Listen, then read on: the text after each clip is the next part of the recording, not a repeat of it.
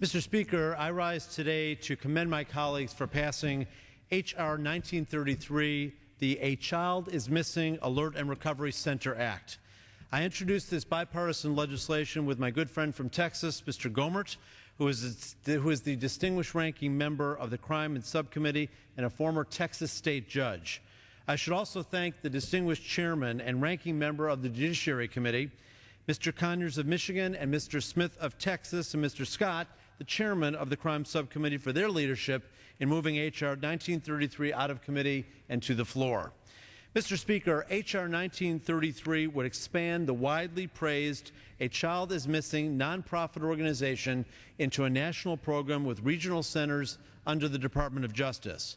It would accomplish this expansion through annual grants from the Attorney General in the amount of $5 million from 2010 through 2015.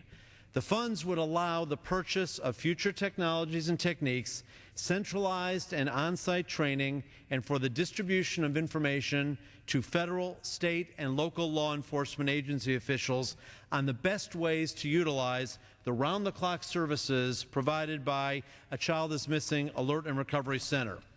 Currently, A Child is Missing is the only program of its kind that assists in all missing cases involving abduction, children who are lost, wander or run away, or adults with special needs, such as the elderly who suffer from Alzheimer's or dementia, which is a major problem in my district in South Florida.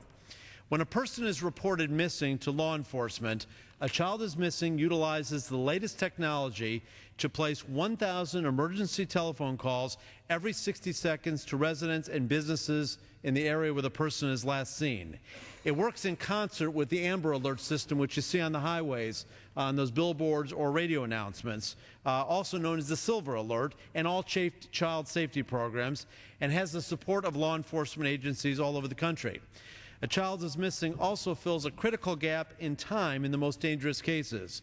Although the Amber Alert has been an extremely successful program, there is still a crucial void in time when a child is first reported missing and when an Amber Alert is activated in cases of criminal abduction, which can be issued sometimes 3 to 5 hours later.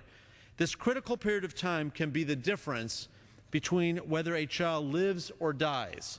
Recently, a Washington State Attorney General's Office study showed that among cases involving children abducted and murdered, 74% were slain in the first 3 hours. So those first hours, those first minutes are critical. And to the extent we can alert people in the local area by this telephone system to businesses and residences, we can get information, and the information about the potential child or abductor to the law enforcement as quick as possible.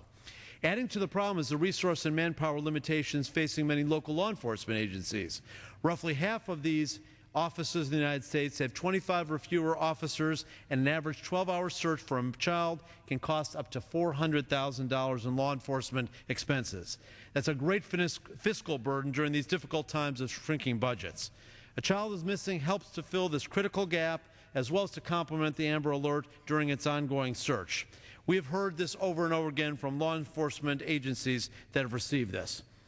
The real issue is not that not enough communities have access to the program. The founder of the president and president of A Child is Missing in Florida, Sherry Friedlander, who has done a remarkable job spreading the program to all 50 states, says that we're going to bring this program to every community, but we need there to be the leverage and logistics and some minor amount of resources that can help make it do so. And that's exactly what H.R. 1933 does.